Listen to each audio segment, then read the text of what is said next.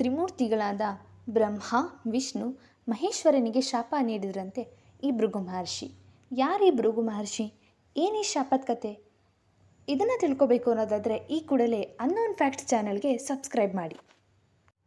ಬ್ರಹ್ಮನ ಮಾನಸಪುತ್ರನಾದ ಮತ್ತು ಅಸುರರ ಗುರು ಶುಕ್ರಾಚಾರ್ಯನ ತಂದೆಯೇ ಈ ಭೃಗು ಮಹರ್ಷಿ. ಬ್ರಹ್ಮನು ಸೃಷ್ಟಿಸಿದ ಅನೇಕ ಪ್ರಜಾಪತಿಗಳಲ್ಲಿ ಇವರು ಒಬ್ಬರು. ಒಮ್ಮೆ ಸರಸ್ವತಿ ನದಿಯ ದಡದಲ್ಲಿ ಮಹಾಯಾಗ ಮಾಡುತ್ತಿರುವಾಗ ಅಲ್ಲಿಗೆ ನಾರದರು ಬಂದು, ಈ ಯಾಗದ ಪ್ರದಾನವನ್ನು ತ್ರಿಮೂರ್ತಿಗಳಲ್ಲಿ ಯಾರಿಗೆ ಅರ್ಪಿಸುತ್ತೀರಿ ಎಂದು ಕೇಳುತ್ತಾರೆ. ಆಗ ಋಷಿಮುನಿಗಳು ಸ್ವಲ್ಪ ಮೌನವಾಗಿದ್ದು, ಯಾರು ಅಗ್ರಗಣ್ಯರೋ ಅವರಿಗೆ ಅರ್ಪಿಸುತ್ತೇವೆ ಎಂದು ಹೇಳುತ್ತಾರೆ. ಆದರೆ ತ್ರಿಮೂರ್ತಿಗಳನ್ನು ಪರೀಕ್ಷಿಸುವುದು ಸುಲಭದ ವಿಷಯವಲ್ಲ ಎಂಬುದು ತಿಳಿದಿತ್ತು. ಇದೆಲ್ಲ ಪೂರ್ವನಿಶ್ಚಿತ ಮತ್ತು ದೇವರ ಲೀಲೆ ಎಂಬುದು ನಾರದರಿಗೂ ತಿಳಿದಿತ್ತು. ಆಗ ನಾರದರು ಭೃಗು ಮಹರ್ಷಿಗಳಿಂದ ಮಾತ್ರ ಸಾಧ್ಯ, ಅವರನ್ನು ಕಳುಹಿಸಲು ಹೇಳುತ್ತಾರೆ. ಭೃಗು ಮಹರ್ಷಿಗಳು ಇದನ್ನು ಒಪ್ಪಿಕೊಂಡು ಮೊದಲು ಬ್ರಹ್ಮದೇವನನ್ನು ಪರೀಕ್ಷಿಸಲು ಹೋಗುತ್ತಾರೆ. ಅಲ್ಲಿ ನನಗೆ ಬ್ರಹ್ಮಾಂಡ ಸ್ವಾಗತ ಇರುತ್ತೆ ಅಂತ ಅವರು ಅಂದ್ಕೊಂಡಿರ್ತಾರೆ. ಆದರೆ ಬ್ರಹ್ಮದೇವ ಮತ್ತು ಸರಸ್ವತಿ ಇಬ್ಬರೂ ವೇದ ಉಪನಿಷತ್ ಬಗ್ಗೆ ಚರ್ಚಿಸುತ್ತಿರುತ್ತಾರೆ.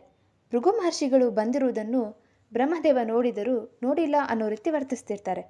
ಇದನ್ನು ನೋಡಿ ಭೃಗು ಮಹರ್ಷಿಗಳು ಕೋಪಗೊಂಡು, ಬ್ರಹ್ಮದೇವ, ನಿನಗೆ ಭೂಲೋಕದಲ್ಲಿ ಯಾರೂ ದೇವಾಲಯ ನಿರ್ಮಿಸಿ ಪೂಜೆ ಮಾಡಬಾರದು ಅಂತ ಶಾಪ ಕೊಡ್ತಾರೆ.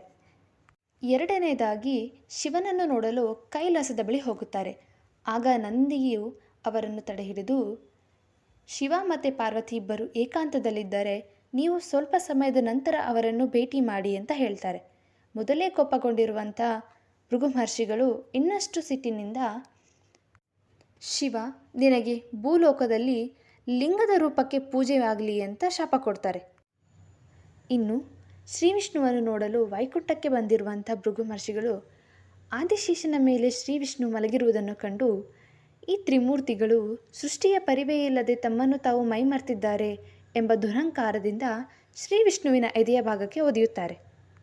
ಆಗ ವಿಷ್ಣುವು ಎಚ್ಚರಗೊಂಡು, ಭೃಗು ಮಹರ್ಷಿಗಳೇ, ನೀವು ಬಂದಿದ್ದು ನನಗೆ ತಿಳಿದೇ ಇಲ್ಲ, ನಿಮ್ಮ ಕಾಲುಗಳಿಗೆ ನೋವಾಯಿತೇನೋ ಅಂತ ಅವರ ಕಾಲನ್ನು ಮುಟ್ಟಿ ಅವರ ಕಾಲಿನ ಕೆಳಗಡೆ ಒಂದು ಕಣ್ಣಿರುತ್ತೆ, ಆ ಕಣ್ಣನ್ನು ಕಿತ್ತು ಅವರ ದುರಹಂಕಾರವನ್ನು ಹೋಗಿಸ್ತಾರೆ.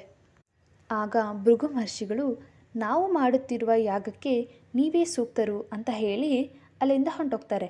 ಇದನ್ನೆಲ್ಲ ನೋಡಿದಂತಹ ಮಹಾಲಕ್ಷ್ಮಿಯು, ನಾನು ವಾಸಿಸುವಂಥ ಸ್ಥಳಕ್ಕೆ ಅವಮಾನವಾಗಿದೆ, ನೀವು ಅದಕ್ಕೆ ಶಿಕ್ಷೆ ಕೊಡುವುದನ್ನು ಬಿಟ್ಟು ಅವರ ಕಾಲುಗಳನ್ನು ಮುಟ್ಟಿ ಅವರನ್ನು ನಮಸ್ಕರಿಸುತ್ತಿದ್ದೀರಿ ಅಂತ ಕೋಪಗೊಂಡು ವಿಷ್ಣುವಿನಿಂದ ದೂರ ಹೋಗಿ ಕೊಲ್ಲಾಪುರಕ್ಕೆ ಸೇರ್ಕೊತಾಳೆ.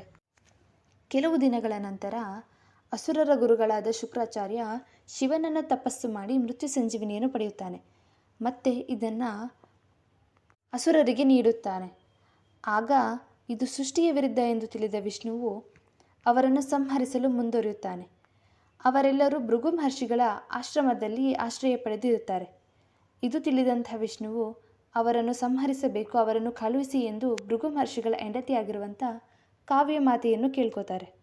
ಕಾವ್ಯಮಾತೆಯು, ಅವರು ನನ್ನನ್ನು ಆಶ್ರಯ ಪಡೆದು ಬಂದಿದ್ದಾರೆ, ಅವರಿಗೆ ಆಶ್ರಯ ನೀಡುವುದು ನನ್ನ ಧರ್ಮ, ನಾನು ಅವರನ್ನು ಕಳುಹಿಸುವುದಿಲ್ಲ, ನೀವು ಅವರನ್ನು ಕೊಲ್ಲಲೇಬೇಕು ಅನ್ನೋದಾದರೆ ಮೊದಲು ನನ್ನನ್ನು ಸಂಹರಿಸಿ ತದನಂತರ ಅವರನ್ನು ಕೊಲ್ಲಿ ಎಂದು ಹೇಳುತ್ತಾಳೆ. ಅವಳು ಹೇಳಿದಂತೆಯೇ ಶ್ರೀ ವಿಷ್ಣು ತನ್ನ ಶ್ರೀಚಕ್ರದಿಂದ ಅವಳನ್ನು ಸಂಹರಿಸುತ್ತಾನೆ. ಹಾಗೆ ಉಳಿದ ಅಸುರ ರಾಕ್ಷಸರನ್ನು ಕೂಡ ಸಂಹರಿಸುತ್ತಾನೆ.